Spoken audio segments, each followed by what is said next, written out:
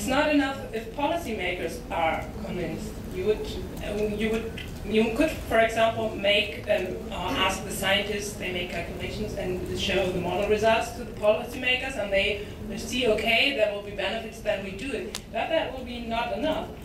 We've seen there are so many levels involved in all this transformational thing. So in the end, it's the public that has to convince the policymakers, and at the same time, policymakers have to convince the public, and people have to understand. And another thing is that I think there's a huge gap between what models show us and what people think is reality. And I think that's something we all might really work on then. How to close this gap? How to because it's not only because the model says there will be benefits, they won't occur. There will only be benefits if everything happens similar to the model, what never or something similar would happen.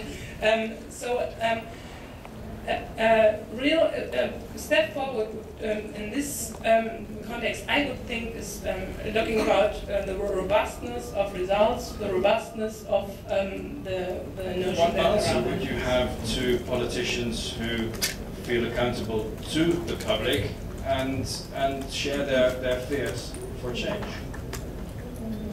Maybe, Sivan, when you talk about equitable burden sharing, you must have come across similar questions of what that means in terms of consumption lifestyle in the north, for example.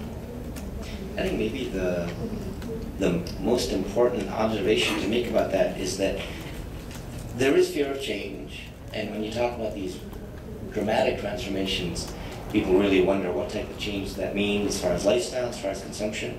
But I think something that just gets lost in the background is the fact that the lifestyles and the consumption patterns that we've become accustomed to probably aren't going to be possible even in a BAU world. We can't assume that this is the default, that what we've come to expect is going to be available to all generations going forward. Even the BAU world, would a destabilization of the climate allow the type of use of natural resources that our current levels of consumption rely on?